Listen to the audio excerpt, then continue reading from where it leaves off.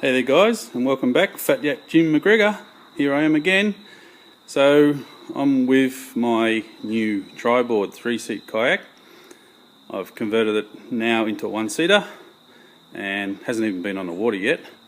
I'm getting ready for next weekend, not this week coming, the following week, 1st, 2nd and 3rd of April 2019, to head off for a 3-night kayak trip down the Shoalhaven River, Tallowa Dam to Fossiger's Flat and various places. And right here is what I've done I've just trying to set up the kayak as best I can before I go with what I just have laying around in the garage. So I'll just zoom in to here and I'll show you. This is just an old car tow rope that I had laying around, and I don't think I've ever used it. It's been sitting there in the garage, never been used, so I thought I can either use it as some kind of an anchor trolley or just use it to, tether the old kayak at night time so she doesn't blow away. I can wrap it around a tree or something, and easy to something to grab hold of if I fall out as well, so I can get myself back into the kayak. So as you can see, I've removed one of the seats and two of the seats. And I've used those seats, the inflatable seats, just as a kind of a cushion between where my drum's mounted and behind my back. So I'll be sitting here in this seat. I've chosen to sit in the middle at this stage. That could change just depending on the weight and how the kayak tracks and handles in the water. So for now, that's just going to be a bit of a backrest there against the old drum. And inside that 60-litre drum, there will be food, clothing, maybe a little bit of cookware.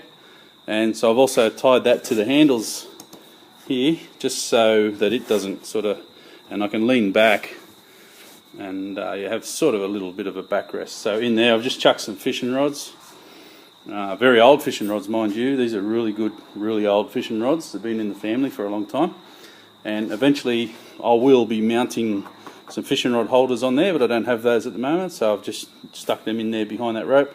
I'm sure I'll do something different before next week's trip. So yeah, here, the Itwit tri-board inflatable kayak bag. So inside there, I'm thinking of putting some kind of a water bag or a wet bag inside. And again, I can throw more items inside there. Still plenty of room up underneath the splash guard, the rear splash guard there. And on top of the splash guard, under the bungee cord, I've got my trusty gas burner barbecue, so that'll come in handy. I may not use it because my brother Steve, he tends to bring too much stuff along to his camping trips. A little bit extra rope, you never know when you're going to need a little bit extra rope. Another tether for the back of the kayak, and yeah, just a shot there, a long shot looking back from the rear of the kayak to the fishing rods, the drum, everything's set up. And yeah, on the back here, I don't know if you guys know what this is, but this is actually a drain plug for water. Water sometimes will get inside, as we know, and it'll run down under here, under the back, and so that just gives you a place to stand the kayak up against a tree, and you just pull that off, and you can drain the water out. So I'll probably tie the kayak up overnight or something up against a tree. I'm not sure because there's goannas running around. Don't want goannas running up my kayak. But I can always tip it upside down or something. Yeah, so still plenty of room, as I said. I can throw some things down in there behind the seat. Got room in front of the seat. Still more room behind my seat. And I was thinking of a tackle box or something maybe in there. Between my legs I'll have a waterproof Tupperware container. Probably two, might stack them on top of each other. So one will be for my fishing tackle, and the other one will be for the mobile phone, keys, various items like that, iPad, chargers, those sorts of things. And I imagine my legs will probably only come to probably here somewhere, so that I've still got all that room there under the front splash guard.